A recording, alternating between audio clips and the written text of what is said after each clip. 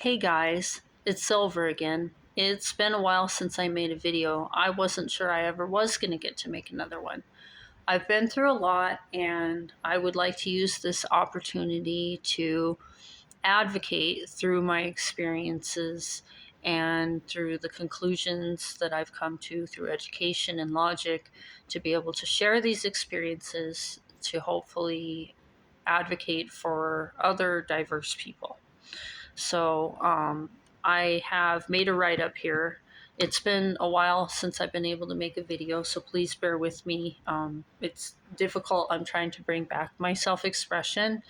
So this particular chapter of intellectual compassion is going to be called True Health, Brain Chemical and Hormonal Balances, a philosophy of sociological adaptations for neurological healing. I want to talk to you guys about something really important to me: how neurology, philosophy, and sociology all come together to shape our lives, and how these connections have played out in my own journey.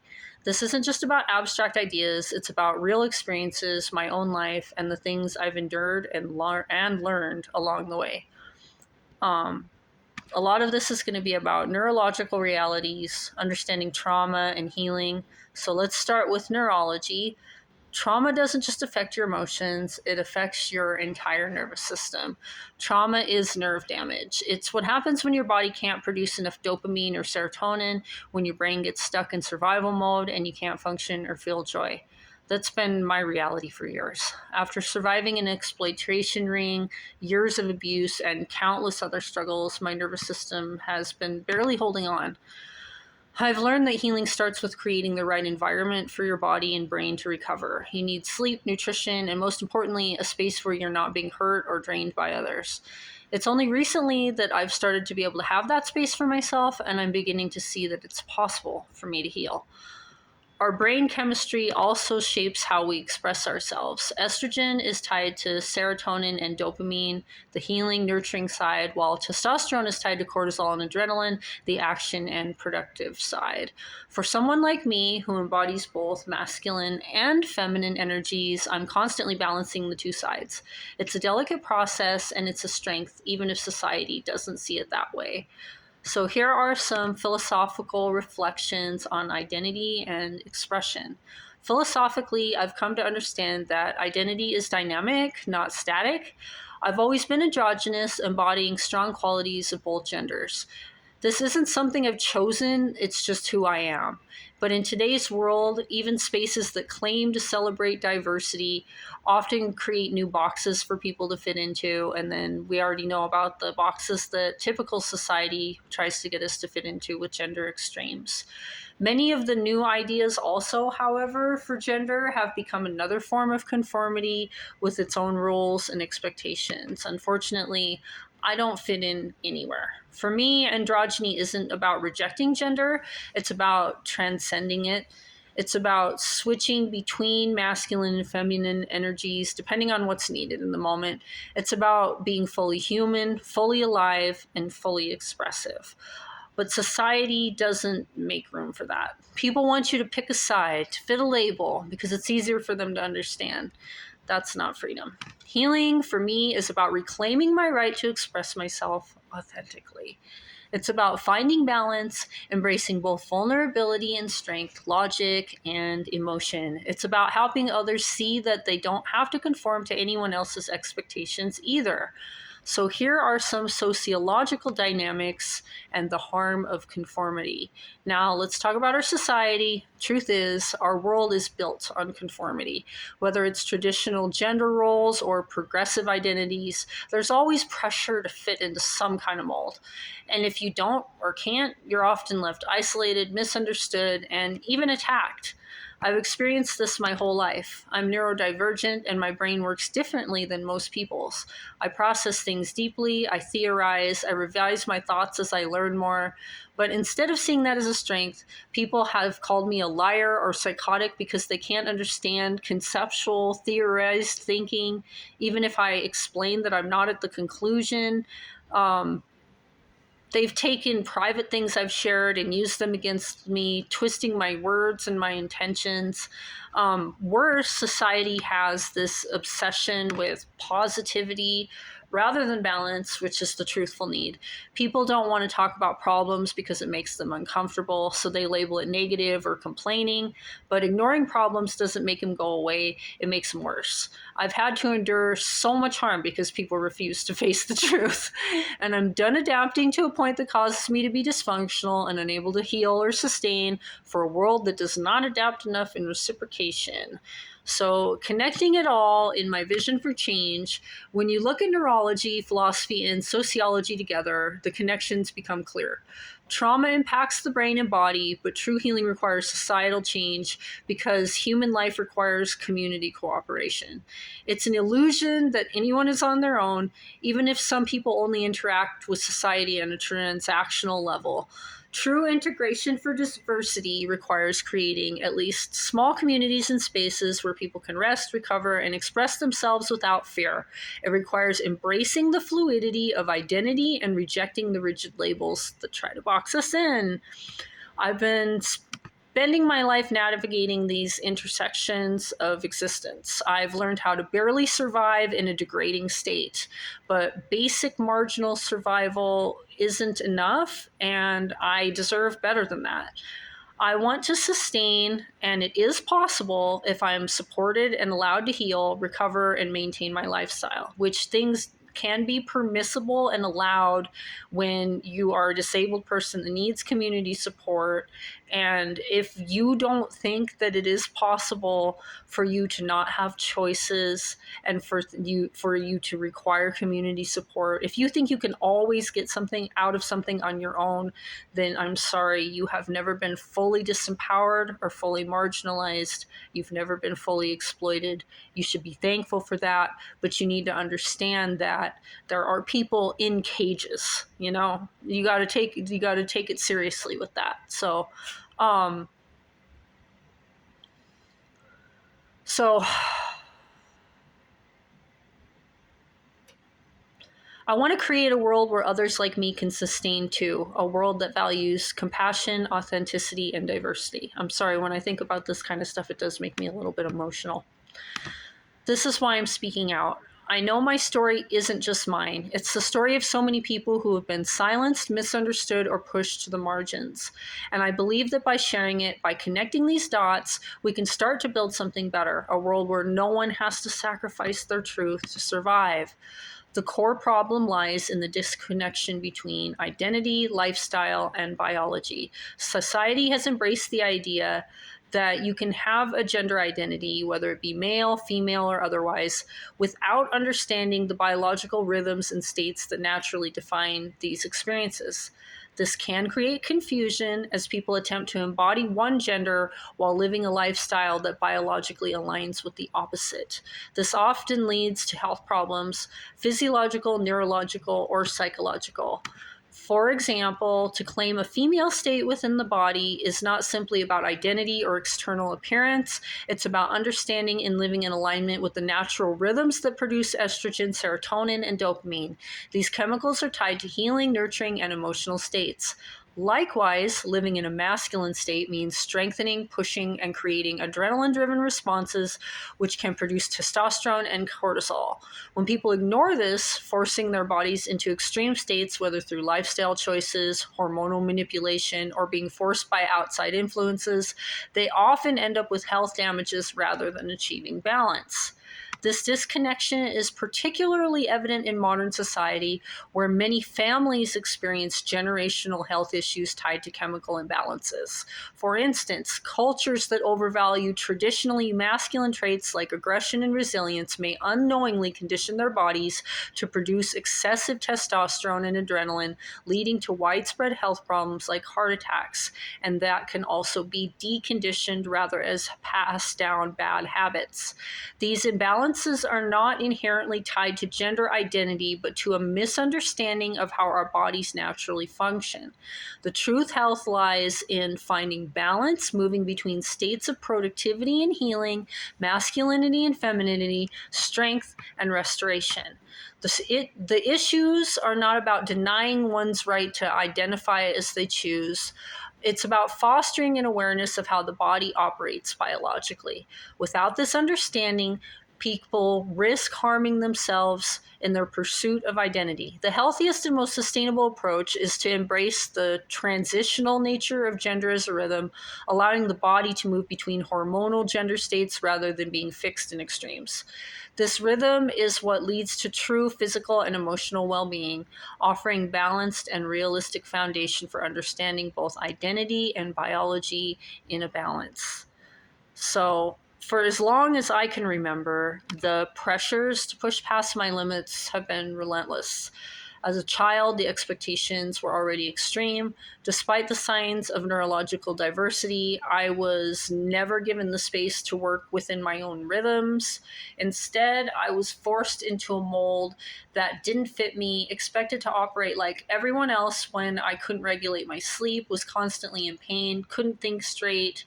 The cycle of pushing harder despite being sick and dysfunctional followed me into adulthood. When I finally reached a point in my late 20s where I could maintain some self sustainability, which I actually was pretty successful, the expectations started to pile back on. It felt as though the moment I showed any capacity to handle life, more and more was expected of me until I was shouldering the weight of multiple jobs, supporting a husband, and then taking care of even more people outside of that. At one point, I was working 80-hour weeks while managing everything, and it broke me. My health deteriorated very rapidly. Sorry, it's hard to talk about this. My health deteriorated very rapidly. I stopped menstruating. I dropped to 70 pounds, and I nearly died. My entire support system collapsed as my husband became psychotic, and I was left alone to survive in a rural off grid encampment, still with the same expectation to keep pushing. I can't drive because of neurological issues like twitches and variations in eyesight. This left me isolated in the middle of nowhere with no way to access medical care, resources, or support. Instead of receiving help, I was pressured to keep going, to push harder and harder until my body and mind simply couldn't take it anymore. For nearly 2 years, I lived in survival mode, barely eating or sleeping until it became very clear that something was severely wrong. And it didn't end there, but that was when it became very clear that something was severely wrong. With no formal support, I had to figure out ways to basically self diagnose. You know what I mean? So I got online and I started talking to holistic healthcare professionals as well as, Western healthcare professionals and people that worked in both. I had to piece together my own understanding of what was happening to me, researching holistic methods, consulting online professionals, and listening to my body became my only options. And it worked out, but only to a point. Being in such a vulnerable and disempowered state left me open to further exploitation. For nearly 8 years, I was trapped in an exploitation ring where my limits were ignored, my needs were dismissed, and I was drained of everything I had left to give. What I needed all along was healing, rest, and support. But instead, I was met with scorn and unrealistic expectations. This societal belief that people like me who need rest and care are somehow a burden, it's completely abusive when you're not even allowed to heal and be able to get into a state to sustain like you could. I'm now barely alive, hanging on to life by a thread, trying to force my body into a feminine healing state because it's the only way I could survive. Extreme productivity to other people's standards is no longer an option for me. People like me need support, not disdain. We need a world that adapts to us just as much as we've been forced to adapt to it. This constant demand for more work, more endurance, more conformity, it's destroyed lives, mine included, and it's not sustainable. We're human beings, not machines. If the world can't shift to make space for people like me, then the abuse I've endured will keep happening and the cycle of exploitation will continue. Um, it's sort of it's a cycle of disempowerment and exploitation because once you get to a certain low level of caste, then you become so vulnerable that you get stuck with people exploiting you over and over again, and it becomes nearly impossible to escape. For much of my life, I've been navigating a complex journey with gender, identity, and balance, one that is deeply rooted in my body's needs and the conditioning I've endured. Through years of research, experimentation with nutrition and lifestyle, and an ever demanding awareness of my body, I've come to a conclusive understanding. I am meant to live in a more feminine state. My body sustains well when I'm able to access this state more often than I have been. Um, when I'm in this state, my body heals, it functions better, and I feel more aligned. Yet, my journey has also taught me that embracing not only one aspect of myself is the way. I need to embrace both. Living in a feminine state means embracing calm, peace, less activity, and more isolation. These qualities are crucial for my healing, especially considering the nerve damage and trauma I've endured from being forced into hypermasculine, hyperproductive states for so long. But there's another side of me, my masculine energy. It's there in my loud, assertive voice, my strength, my determination, and the way I carry myself when I'm active. This side of me is just as important, and for a long time it was misunderstood, exploited, and pushed to extremes rather than allowed to come and go as needed. The balance between these energies is where health and divinity lie. It's about allowing myself to flow between healing and strengthening, between emotional depth and assertive clarity, between rest and action. This isn't just about me, it's about a truth for everyone. We are all made up of masculine and feminine energies, and our well being depends on nurturing them, both. These energies aren't tied to our chromosomes like only. It's like our chromosomes and other factors can make us more likely to have a certain state in our body with chemicals, but inevitably the chemical state within our body is the gender role that we are currently in, even if it's not going to be permanent. It doesn't have to do with our appearance. The energies are states of being, rhythms that our bodies and lives naturally flow through when we allow them to. For too long, society has conditioned people to suppress one side or the other, to conform to rigid roles or expectations. Women are expected to always embody femininity, even when forced into masculine lifestyles that demand constant productivity and resilience. Men are expected to suppress their emotional and healing sides, pushed into unbalanced states of aggression, adrenaline, and cortisol. Neither extreme is sustainable or healthy. Balance is not just important, it's essential. My own journey has been a fight to reclaim this balance. When I was forced into hypermasculine states of overwork and stress, my body broke down. My nerves were damaged, my health deteriorated, and I lost my sense of self. At the same time, I wasn't allowed to fully embody femininity either. I wasn't given the space to rest, to feel, to heal, and yet I was expected to act feminine, supportive, nurturing, and soft while being denied the conditions to truly embody those qualities. Now I am reclaiming both sides of myself. I'm allowing my feminine energy to guide my healing, to slow down, to isolate, and to feel deeply. But I'm also embracing my masculine side when it arises, asserting my needs, standing strong, and moving with purpose. This balance is what makes me feel whole. It's what makes me able to live in an androgynous state, free from the extremes and expectations that society tries to impose, which only cause me harm. Even the way I dress reflects this balance. I no longer feel the need to conform to feminine aesthetics. My wardrobe is androgynous, comfortable, and functional. It's another way of expressing the balance within me, a balance that defies societal norms and expectations. And though people may look at me strangely, I've learned to let go of their perceptions. My truth is not for them to define. What I've realized through this journey is that many of the problems people face, whether they're physical, emotional, or psychological, stem from a lack of balance. If you're forced into a hyperproductive life while producing a lot of estrogen, you'll likely experience emotional instability or even psychotic breaks. If you're stuck in a constant state of adrenaline and testosterone without rest, your body will break down from stress and nerve damage. The key is to align your lifestyle with the state your body needs to be in, which is not necessarily the state that is demanded of you within your life. You need to find the healing balance within your own life. Healing requires slowing down, feeling deeply, and isolating when necessary. Strengthening requires action, focus, and pushing your limits, but only within reason.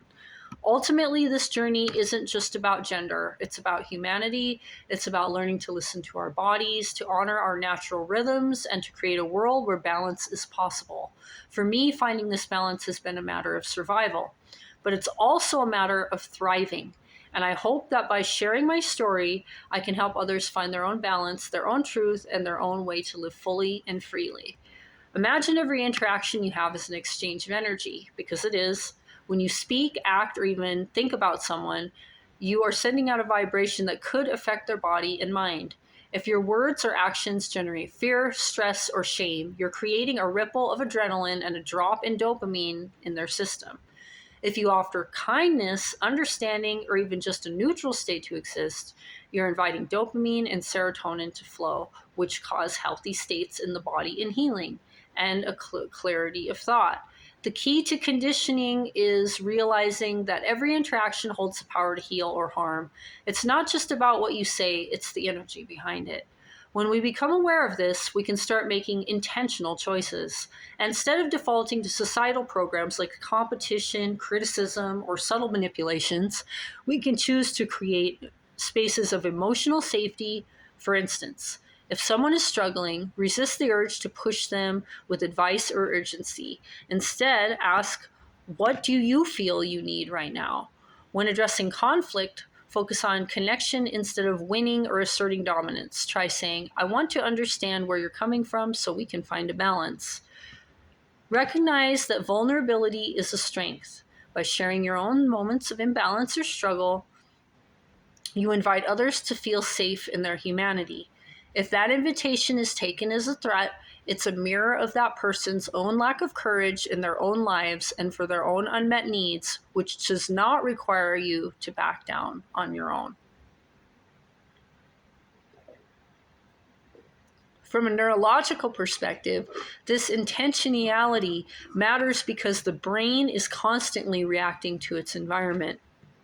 It doesn't differentiate between a major life event and a casual conversation when many what would be called casual conversations can have a small amount of trauma, and over time it equals the same as a major it equals out to be the same as a major life event in the brain. It simply responds, your brain, to the stimuli it's given and the chemicals and damage is done. So, if you're consistently receiving small doses of adrenaline through societal programming, like being ignored, dismissed, or judged, your body starts to believe that it's always in survival mode. This is where chronic stress, burnout, and disconnection stem from. But when you receive consistent doses of dopamine, serotonin, and oxytocin through kind words, affirming actions, and meaningful connections, you begin to heal. You enter a state where your body feels safe enough to sustain. From a sociological perspective, hold on.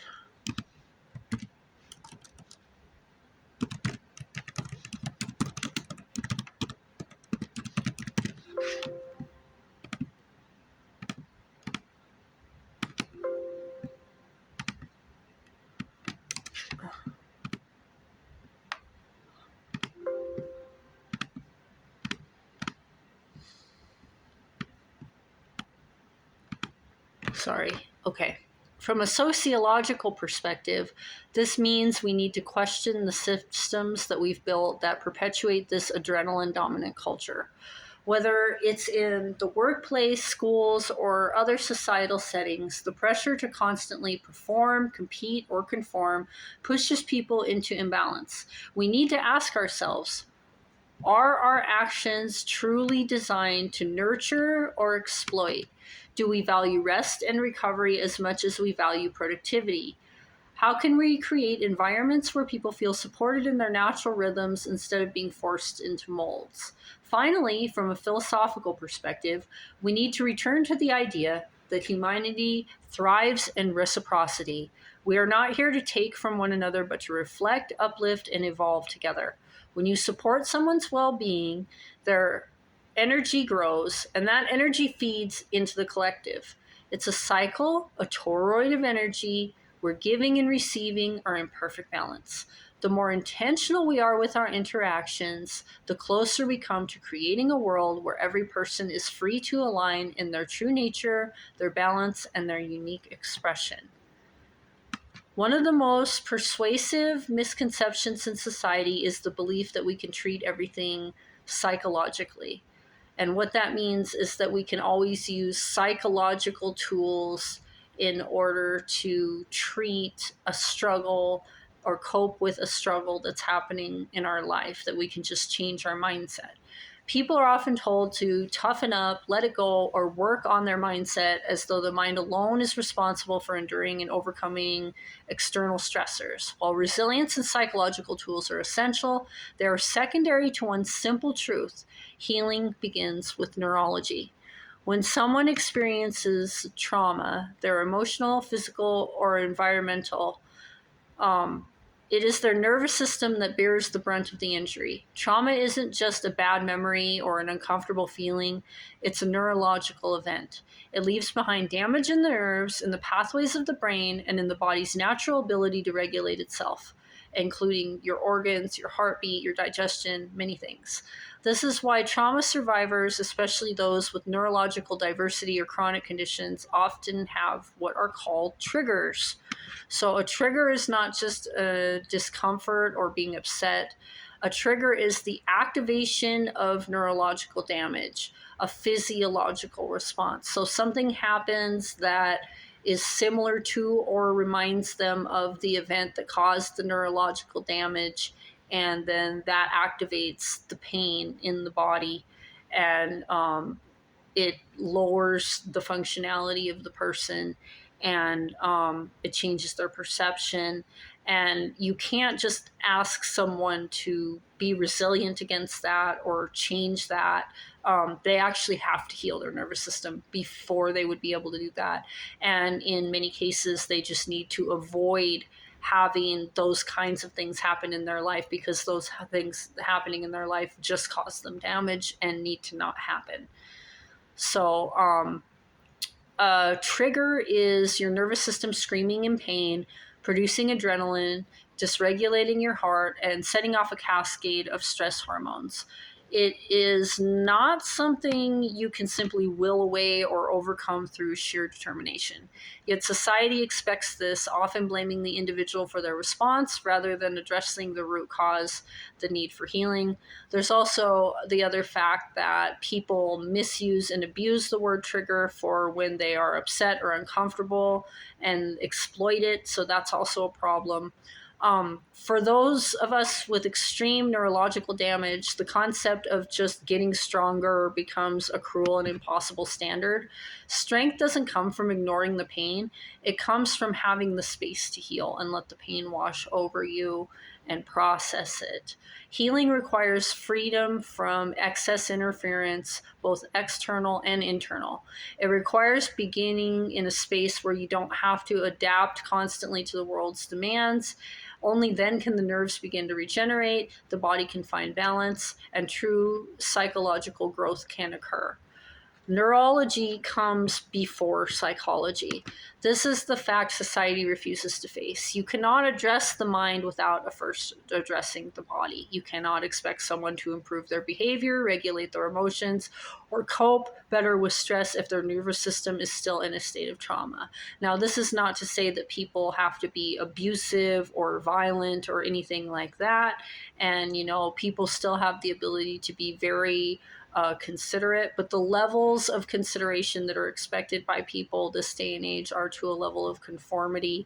And in a lot of cases, people really could tolerate more from somebody who is whose nervous system is in a state of trauma than they do. And the healing process must prioritize the body's need to reset, calm, and to find safety. Here's what people need to understand. When the nerves are injured, they send pain signals to the brain. This pain affects mood, energy, emotional regulation, or it affects how your organs function. It affects everything. It is not a matter of thinking positively or being strong. The brain is receiving signals of distress, which you may not be able to control. Which, if it gets to the point where if you are someone who has trauma nerve damage, then it's like there's only so much you can do to control it. And then there is a point where it has to be controlled within the environment. So, the brain is receiving signals of distress. The healing of nerves requires more than rest. It demands proper nutrition, sleep, isolation from excess stressors, and an environment that supports recovery. Without these, the body cannot repair itself, no matter how hard someone tries to push through. Pushing someone to adapt before they're ready or in ways that don't work for them is counterproductive and harmful. When you force a traumatized system to endure more stress, which if you're asking of an adaptation that they're not ready for or that they know doesn't work for them, it's going to force their traumatized nervous system to endure more stress. It only exacerbates the damage. Strength can only come after healing, not during. Healing isn't a weakness, it's survival. In my own journey, this truth has been painfully evident. I spent my entire life being pushed past my limits, forced into states of adrenaline and cortisol, expected to endure more and more without the chance to rest or recover. Even when my body was crying out for help, society's answer was always to demand more productivity, more emotional labor, more strength. This relentless expectation robbed me of the ability to heal, leaving me in cycles of breakdown and survival for almost a decade. But when I finally listened to my body, when I stopped attempting to adapt to the world's demands and started prioritizing my own needs consistently, I began to see the possibility of healing. I realized that the balance of life isn't about choosing between strength and healing. It's about creating a rhythm where both can coexist. It's about flowing between strengthening states and healing states where the body can recalibrate and the mind can expand. This is what I've learned through everything I've endured. Healing isn't weakness, it's survival. For so long, I was told that my inability to push through or just get over it was a personal failing. But the truth is, healing is the strongest, most courageous thing we can do. It's not about giving up. It's about giving the body and mind what they need to come back stronger. Society doesn't make this easy. We live in a world that prioritizes productivity over well-being, a world that sees rest as laziness and healing as indulgence. But I refuse to accept that. I refuse to believe that we should sacrifice our health and our humanity just to meet unrealistic expectations. To heal isn't to stop, it's to start again. It's to reclaim the balance that was taken from me by years of trauma and neglect. It's to create a space where I can finally let go of barely surviving a degrading state and begin to sustain. And that's what I want for others too. I want people to understand that healing isn't something to feel guilty about or ashamed of. It's a necessary process, and it's one of the most powerful things we can do for ourselves and for each other. What I've come to see is that society's structure, the very system we are born into, is fundamentally broken. It doesn't just ask us to suppress our humanity, it conditions us to believe that suppression is survival. From the moment we are brought into society, it conditions us to believe that suppression is survival. Yeah, I don't know why I had to say that twice. It's just because it bothers me that much. From the moment we are brought into society, we are taught to disconnect from ourselves, to ignore the rhythms of our bodies, to push through pain, to fit into molds that were never designed for us. And it is this disconnect that perpetuates trauma, disconnection, and suffering generation after generation. My life has been a reflection of this societal sickness. I was born into a world that refused to see me, listen to me, or to understand the unique needs of my body, mind, and soul. From the first forced endurances of childhood, where sleep and clear thinking were luxuries I couldn't access, to the exploitation I faced as an adult, society always demanded more than I could give. It left me with scars, neurological, emotional, and spiritual. Yet, even through these scars, I can see clearly what society has tried to obscure. Healing is the natural state of life. Every organism, every system in nature thrives and sustains within this balance. The seasons change, the tides ebb and flow, and yet humanity insists on existing in a perpetual state of summer, of constant productivity and growth without the restorative winter that allows healing, reflection, and renewal. This refusal to embrace balance is why so many of us are sick, burned out, and broken, and why there's more and more of us that are getting disabled every year. For me, healing has become a revolutionary act. It's not just about barely staying alive anymore, it's about reclaiming my right to live authentically. Society sees my need for rest, for isolation, and for peace as a weakness. It sees my refusal to push through as laziness. But I know better. Healing is the most radical, powerful thing I can do because it is an act of self love in a world that profits off of self loathing and self sacrifice. There's another layer to this too, one that's deeply tied to my personal journey and the lessons I've learned about gender, balance, and the body. Society loves binaries, male or female, strong or weak, productive or lazy. But life doesn't work that way. Life is fluid, cyclical, and interconnected. I've spent so much of my life being pushed into a box, told to be more feminine while being forced to live a masculine life, expected to conform to roles that broke me. But what I've realized is that I am not one thing or another. I am many things. I am androgynous, not because it's trendy or rebellious, but because it's the truth of my being. This is what society doesn't understand. Balance isn't just about resting after work or taking a vacation once a year. It's about integrating the masculine and feminine within ourselves. It's about honoring the cycles of healing and strengthening, of activity and rest, of giving and receiving. It's about recognizing that our hormones, our brain chemistry, and our very biology are built for this balance. When we deny it, we deny ourselves. And the denial is everywhere. It's in the way we treat children, forcing them into rigid educational systems that ignore their unique needs. It's in the way we treat adults, valuing them only for their productivity and not their humanity. It's in the way we treat women, expecting them to give endlessly, yet expecting them to maintain gentleness, and the way we treat men, demanding strength and resilience without vulnerability. It's in the way we treat neurodiverse individuals like me, pushing us to conform to a world that was never built for us instead of adapting the world to meet our needs and balance. But I refuse to live in denial anymore. I refuse to deny my body, my mind, or the soul the balance it needs to heal and thrive. And I refuse to let society's expectations define me. I am not here to conform by adapting in ways that do not support my well-being. I am here to transform, to take everything I've learned through my pain, my healing, and my journey, and to share it with the world. Because I know, excuse me, because I know I am not alone. I know there are others out there, just like me, who feel trapped in a system that doesn't see them, who are struggling to find balance in a world that thrives on imbalance. To those people, I say this: your healing is not a weakness. Your need for rest, for space, for peace is not a failing. This is your strength.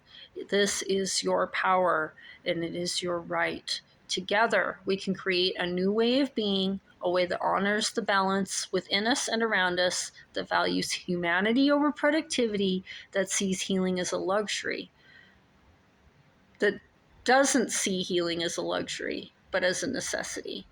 This is my truth. This is my revolution. This is the legacy of humanity. Thank you guys for being patient with me. This is so hard for me right now, but I need to get my voice back. That's why I'm making mistakes. But I'm just going to keep going in my imperfection. So, Intellectual Compassion is the name of this YouTube channel. It's where my journey began. My blog where I could explore and share my philosophies on blending intellect with empathy, spirituality with science, analyzing the societal structures that cause harm, and seeking ways to transform them into systems of care and understanding. It's been a space where I've processed my experiences and turned them into something that could inspire others. From those foundations, I have tried to create tangible spaces where people like me who are neurologically diverse, marginalized, or simply struggling could live sustainably and safely. There are spaces where trust, balance, and creative expression are the foundation, and where individuals are free to heal and thrive without conforming to harmful societal expectations. That's the vision. It's not a utopia where there's never any problems. It's just a way of living that gives people the ability to sustain and where there are times of peace. So, Compassion Lives is the next layer of this vision. It's not just an extension of my previous work, it's the thread that ties it all together. It's more than a movement, or I hope it will become a movement and more than a movement. It's a philosophy and a way of life that calls for a return to trust, compassion, and community. It's about creating environments where people aren't forced to prove their struggles or fight for their survival. Instead, it's a world where we listen, believe, and support one another because it's the compassionate move to support a true humanity. This is the heart of Compassion Lives. It's about understanding that healing isn't a weakness, it's survival. It's about recognizing that society needs to change to meet the needs of those who have been left behind, who could be sustaining because they are skilled, capable, and motivated. It's about fostering environments that allow people to balance their healing and strengthening states, to reconnect with their authentic selves, to live in harmony with one another. And above all, it's about restoring humanity to a society that has forgotten how to trust. It's about how integration of diversity goes both ways. Compassion Lives is more than a movement. It's a call to rebuild the very foundation of how we interact with one another, how we structure our communities, and how we sustain ourselves as a society. At its core, Compassion Lives aims to create environments where people are truly seen, heard, and supported, free from the need to prove their pain or justify their worth. It's about trusting one another's experiences, needs, and truth without the constant skepticism that has taken over our world. We live in a society that has been conditioned to believe that distrust, judgment, and exploitation are normal. This is not natural. This is not sustainable. This is not compassionate. And the price we pay for it is steep. A world where the vulnerable are further marginalized and often can't even survive, where healing is stifled, and where creative potential is crushed under the weight of systemic and societal expectations. But we can change this. Compassion Lives is about stepping out of this oppressive paradigm and stepping into one of trust. Trust doesn't mean turning a blind eye or giving everything you have or things that you can't afford. It doesn't mean that you allow yourself to be fully vulnerable to people taking advantage of you. It means choosing to believe in the humanity of others in a innocent until proven guilty way. And it also means not using democratic thought to have people sort of gang up on somebody and then all decide that they are uncomfortable about that person, and for them all to gossip and piece together reasons to dislike them in order to exploit them. All of those things that all of those things would not have anything to do with what I'm talking about with trust. Um, it means that we're creating environments where people are given the space to heal, grow, and sustain themselves, even if they don't fit into the molds society has created. When we trust each other, when we create safe spaces for healing and creative expression, we not only allow individuals to thrive, we also break down the walls of isolation and division that have held us back for so long. Healing is not a weakness. It is survival. And survival requires environments that foster balance, both internally and externally. We must understand that natural rhythms of our bodies, the balance between healing and strengthening, vulnerability and resilience. If we are constantly pushing people into states of adrenaline and cortisol, we are not supporting their well-being. Instead, we are contributing to the cycle of trauma and damage. I call this the collective wound. Compassion Lives seeks to break that cycle. This movement is simply personal, deeply personal, because it comes from my lived experience. I have spent a lifetime trying to conform to a world that was never built for me. I have faced the expectations to endure, to adapt, to push past my limits, and to suppress my own needs for the comfort of others. I have been told to be strong, to be productive, to act feminine, to focus on the positive, to heal myself without the space to even begin healing. And through it all, I have learned that true strength lies in balance. True healing comes from allowing yourself to be vulnerable, to slow down, to feel, to create, to face the darkness, to bring it into the light, and to transform. This is not just about me. This is about everyone who's ever been told that they don't fit in, who has been forced to suppress their truth, who has been denied the space to heal. Compassion Lives is for the neurodivergent, the marginalized, and the misunderstood. It's for those who are tired of being pushed into molds that don't fit, for those who are ready to create a world where compassion, trust, and understanding are the norm, not the exception. Imagine a world where we don't have to prove our pain in order to receive support. Imagine a society where we are free to express ourselves, to heal in our own time, and to live in balance with our bodies and our minds. Because the means of proving your pain in our society are corrupt. There's many undiagnosed people, people with rare illnesses. There are people having severe symptoms that it can take, your entire life or 10 years or several years just to be able to prove. So you have to be able to receive support in the meantime. And yes, sometimes people are going to take advantage of that, but that doesn't mean that you should decide that everyone who is claiming to be disabled without receiving the approval of being disabled from the system is lying. Those people are still suffering, and those people are still needing support. So, imagine a community where we could trust one another enough to foster creativity, freedom, and sustainability. That's the world I believe in. That's the world I'm fighting for, and that's the world Compassion Lives seeks to build. This isn't just a dream, it's a necessity for the survival of many marginalized and diverse people. A world we live in now is unsustainable for many capable people. If we continue to live in distrust and judgment, if we continue to push each other into states of imbalance, we will only perpetuate harm. But if we choose trust, if we choose compassion, if we choose to honor each other's truths, we can create a world where healing and balance are not only possible, but celebrated. Compassion Lives is about bringing the humanity back into our lives. It's about learning to trust ourselves and each other. It's about creating environments where we can sustain, not just survive, but truly sustain our well-being, our creativity, and our connections. It's about making compassion the foundation of everything we do. So, as I share these ideas and my story, I invite you to reflect on your own life and the lives of those around you. Can you create a space for healing?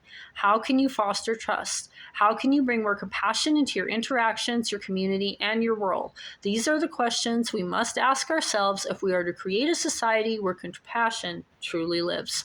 Let's begin this journey together. Let's create a world where healing is supported, where trust is the foundation, and where compassion lives in every action, every interaction, and every corner of our lives. Thank you for listening, for opening your mind and heart, for being patient with all my mistakes, and for being part of this movement. Together, we can make this a reality. Together, we can ensure that compassion lives, one person at a time, starting with me healing my throat chakra and sending my heart chakra out to you.